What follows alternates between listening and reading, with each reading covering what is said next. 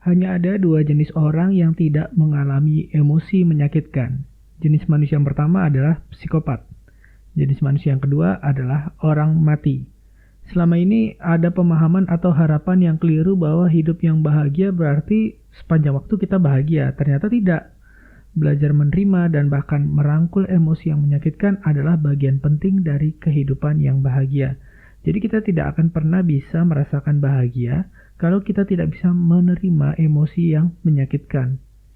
Dan emosi yang menyakitkan itu adalah bagian penting dari kebahagiaan. Ada satu konsep yang sangat penting diperkenalkan oleh Nassim Taleb, namanya anti-fragility atau anti-kerapuhan. Anti-fragility pada dasarnya adalah ketahanan 2.0. Jadi kalau ketahanan 1.0 adalah ketika kita menekan suatu sistem, setelah tekanan diangkat, sistem itu kembali ke bentuk aslinya, itu mantul gitu ya. Nah, kalau anti-fragility atau anti-rapuh adalah satu langkah lebih maju daripada ketahanan 1.0. Yaitu ketika kita menekan satu sistem, tapi bukannya kembali ke bentuk asli, malah tumbuh lebih besar, lebih kuat.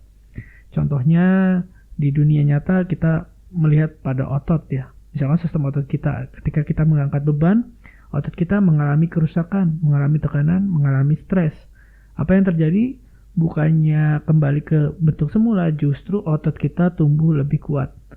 Sebenarnya kita juga punya sistem yang sama pada tingkat psikologis, yaitu pada otak kita. Sebutnya post traumatic growth, PTG, atau pertumbuhan pasca trauma. Jadi jika kalau kita pernah dengar istilah PTSD atau gangguan stres pasca trauma, ini kebalikannya. Kalau PTSD itu terpuruk, maka pertumbuhan pasca trauma atau post traumatic growth adalah kebalikannya. Kita tumbuh lebih kuat sebagai akibat dari adanya tekanan stres. Inilah yang disebut sebagai anti-kerapuhan. Ada kondisi yang dapat kita sesuaikan untuk meningkatkan kemungkinan PTG ini. Nah, memang ada paradoks ya selama ini dalam hal mengejar kebahagiaan. Di satu sisi kita tahu bahwa bahagia adalah sesuatu yang baik, sebagai sebuah pengalaman atau sebagai motivasi menuju tujuan. Tapi di sisi lain kita juga tahu dari penelitian misalkan dari Iris Moss dan kawan-kawan, bahwa orang-orang yang berkata pada dirinya sendiri bahwa kebahagiaan itu penting bagi saya ingin mengejar kebahagiaan. Justru orang-orang yang berkata seperti itu justru akhirnya menjadi kurang bahagia, bahkan lebih cenderung mengalami depresi. Jadi ada paradoks di sini. Di satu sisi mengejar kebahagiaan jelas merupakan sesuatu yang baik, tapi di sisi lain kalau kita menjadikan kebahagiaan sebagai tujuan utama malah jadi masalah. Jadi apa yang harus kita lakukan? Cara mengatasi paradoks ini adalah dengan mengejar kebahagiaan secara tidak langsung.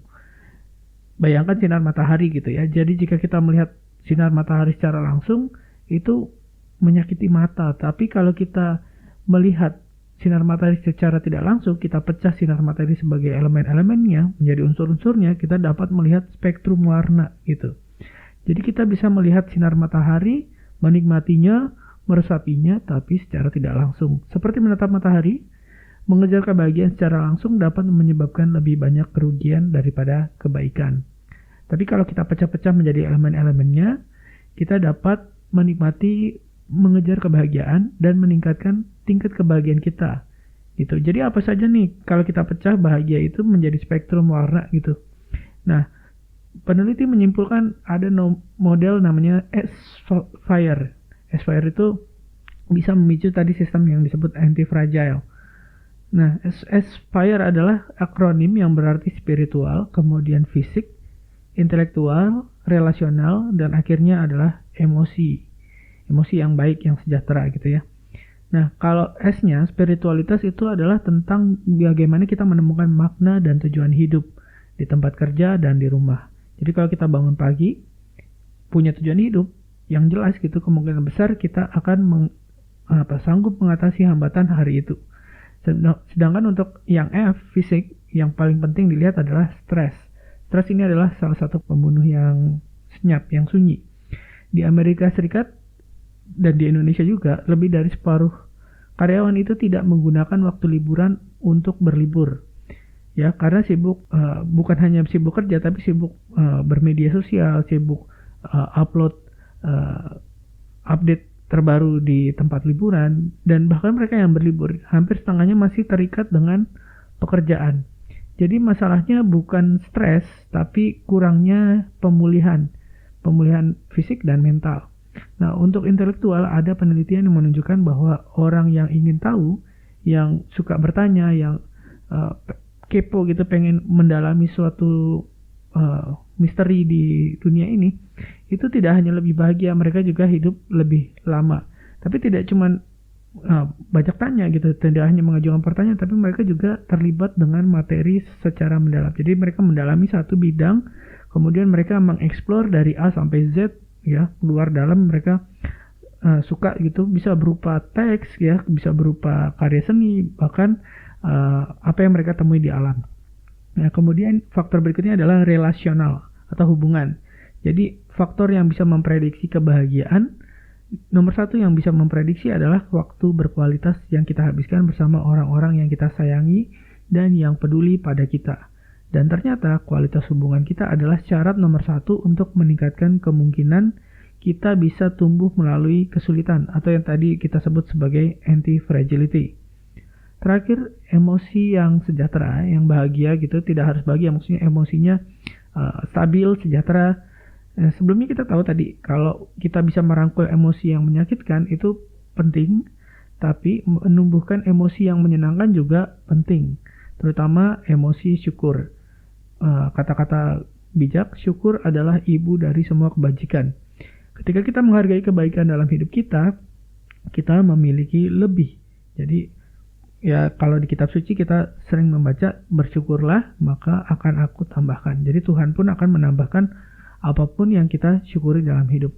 Ketika kita menghargai kebaikan dalam hidup kita, kita akan jauh lebih bahagia. Nah, kelima elemen ini bersama-sama menciptakan satu spektrum, ya, keutuhan sinar matahari yang kita sebut kebahagiaan. Sinar matahari yang tadi kita tidak bisa tatap langsung, seperti kebahagiaan yang tidak bisa kita kejar langsung, bisa kita kejar berdasarkan spektrum ini, elemen-elemennya. Nah, kalau menurut saya pribadi, bahagia itu bukan titik mutlak. Jadi kita bikin banyak syarat itu semua harus terpenuhi baru kita merasa bahagia. Jadi tidak seperti itu, ya. Tidak ada titik di mana seseorang tidak bahagia terus bahagia. Tapi kebahagiaan itu berada sebagai sebuah skala gitu. Jadi kita bisa menentukan saat ini, saya tingkat kebahagiaan saya berapa, apa 5, misalnya skala 1 sampai 10, apakah 9, 8, 7 gitu, ya. Jadi kita tidak ada bahagia atau tidak, tapi kita kebahagiaan itu seperti skala yang kontinu. Sebenarnya skala 1 pun kita itu sebenarnya sudah bahagia, tapi skalanya mungkin memang 1 gitu. Nah, bahagia adalah perjalanan seumur hidup, dan dengan mengetahui itu kita dapat memiliki harapan yang lebih realistis. Nah, menurut saya tidak semua hal bisa terjadi dengan cara terbaik, ya. Di dunia ini tidak semua yang kita inginkan bisa terjadi dengan cara yang terbaik.